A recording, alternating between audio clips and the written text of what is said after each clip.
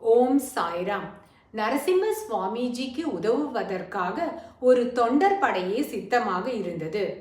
1936 வரை ஸ்ரீ சாயிபாபாவை ஷிரடியில் மட்டுமே அறிந்திருந்தனர். ஸ்ரீ சாயிபாபாவை நரசிம்ம சுவாமிஜி நாடு முழுவதும் பிரச்சாரம் செய்ததன் மூலம் ஸ்ரீ சாயிபாபா நாடு முழுவதும் அறிமுகப்படுத்தப்பட்டார்.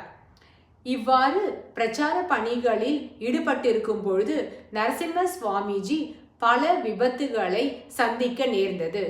அவ்வாறாக ஒரு முறை மைசூரில் வாணி விலாஸ் மோகல்லாவில் சாலையை கடக்கும் பொழுது ஒரு மாட்டு வண்டி மோதியதால் அவருடைய இடது கையிலும் வலது காலிலும் காயம் ஏற்பட்டது.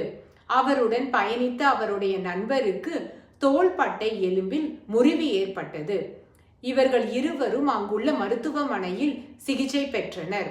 1943 ஜூன் 13 வரை அவர்கள் மருத்துவமனையில் சிகிச்சை பெற்று குணமடைந்த பிறகு சென்னைக்கு திரும்பி அனுப்பப்பட்டனர். நரசிம்ம சுவாமிஜி இவ்வாறு சுற்றுப்பயணங்கள் செய்யும் பொழுது 7 முறை அவருக்கு எலும்பு முறிவு ஏற்பட்டது. இவற்றை அனைத்தையும் அவர் தன்னுடைய கர்ம வினையை போக்குவதற்காக இது சாயியின் சித்தம் என்றே ஏற்றுக்கொண்டார்.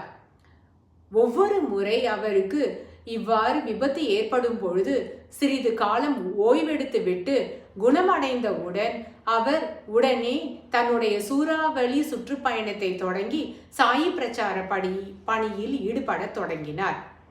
பழைய புகைப்படங்களை பார்த்தால் அதில் நரசிம்ம சுவாமிஜி தன்னுடைய பிளாஸ்டர்களும் பேண்டேஜ்களுடன் சாயி பிரச்சாரம் செய்வதை நாம் காண முடியும். ஓ